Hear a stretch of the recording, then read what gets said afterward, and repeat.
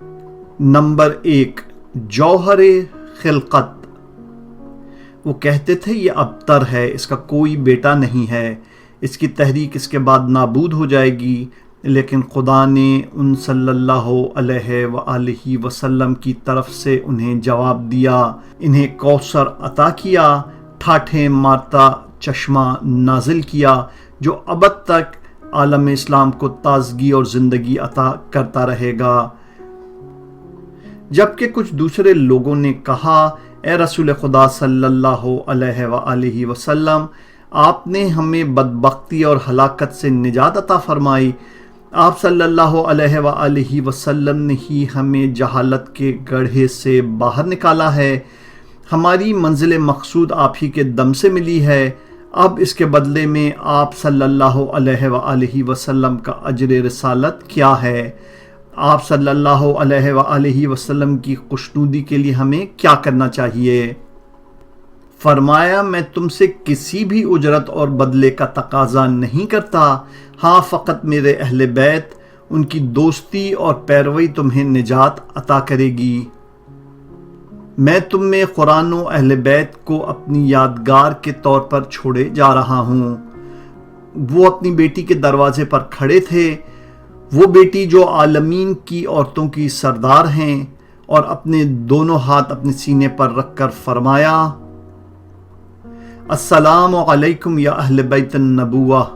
وہ کتنے ہی دنوں تک اس امر کو دہراتے رہے، اتنا دہرایا کہ لوگ اہل بیت کو پہچان لے تاکہ ان کے بعد کسی غلط راستے پر نہ چل پڑیں۔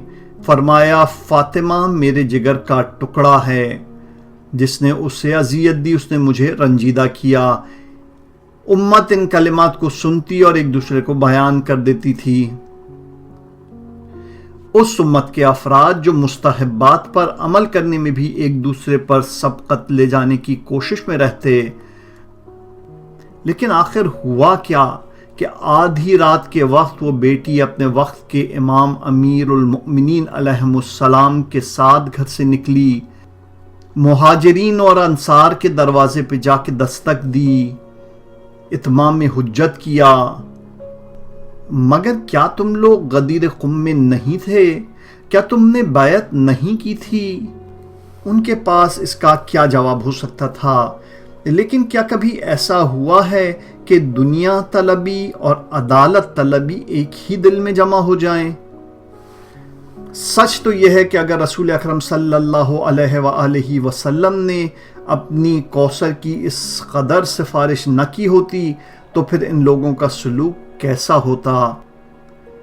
یا اگر وہ حضرت زہرا صلوات اللہ علیہا کو اذیت دینا بھی چاہتے تو کیا اس سے بڑی کوئی اذیت دے سکتے تھے؟ فراق پیغمبر صلی اللہ علیہ وآلہ وسلم کے رنج و غم کی حالت میں بھی انہوں نے مادر سادات کو رنجیدہ کیا۔ علی علیہ السلام سے کہتے تھے، اپنی بیوی سے کہو کہ دن کو گریا کرے اور رات کو خاموش ہو جایا کرے، یا رات کو روئے۔ اے بے وفا لوگوں، رسول اکرم صلی اللہ علیہ وآلہ وسلم کو گئے ہوئے کتنے دن گزرے تھے؟ پیغمبر کی بیٹی نے تمہارا بگاڑا کیا تھا؟ اب اس حادثے کو گزرے صدیاں بیت گئی ہیں، لیکن آج بھی کوئی شخص مدینے میں اپنے قدم رکھتا ہے تو یہ سوال اس کے ہمراہ ہوتا ہے، ام ابیہا، کوثر قرآن، رسول اکرم صلی اللہ علیہ وآلہ وسلم کی اکلوتی بیٹی کا مزار کہاں ہے؟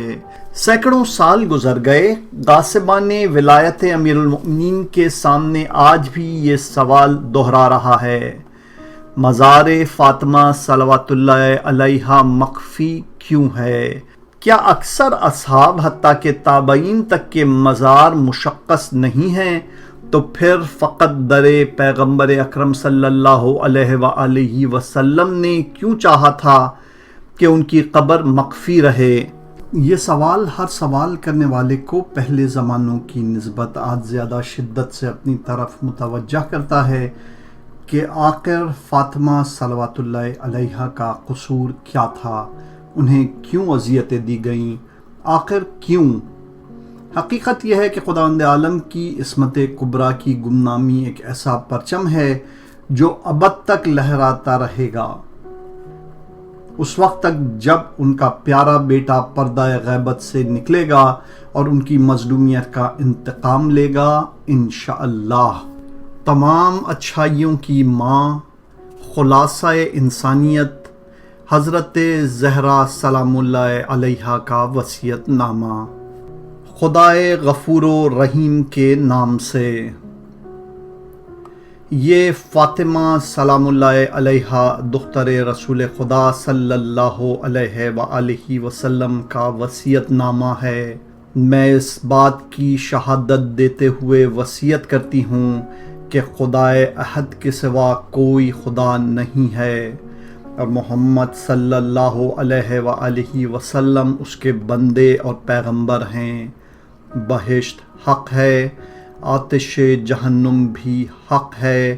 قیامت کا دن آ کر رہے گا جس میں کسی قسم کا کوئی شک و شبہ نہیں ہے۔ خداوند عالم مردوں کو زندہ کر کے محشر میں لا کھڑا کرے گا۔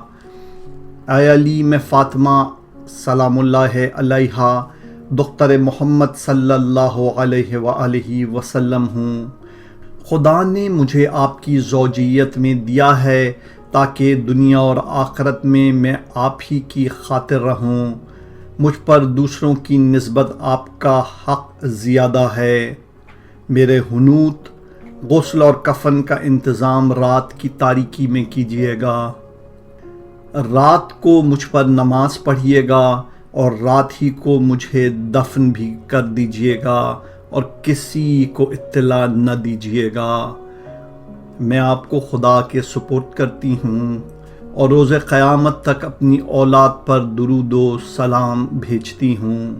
آیت اللہ بہجت اس بارے میں فرماتے ہیں، اتنی مظلومیت کے بعد احتضار کی حالت میں حضرت زہرا سلام اللہ علیہا کا اس بات کی وصیت کرنا کہ مجھے شب کی تاریکی میں دفنایا جائے بہت ہی محیر العقول کام تھا، جو انبیاء کے کاموں سے شباہت رکھتا ہے، کیونکہ جس شخص کا کسی سے نزاع ہو اور وہ مغلوب ہو کر قتل یا شہید ہو جائے، فیصلہ اس کے خلاف دیا جائے اور اتنی ساری مصیبتوں کا وہ سامنا بھی کرے، اس کے باوجود بھی وہ ایسا راستہ پیدا کر لے جس میں وہ خود کو غالب اور فاتح تسلیم کروائے، تو یہ کام انبیاء کے کاموں اور ان کے معجزات سے شباہت رکھتا ہے۔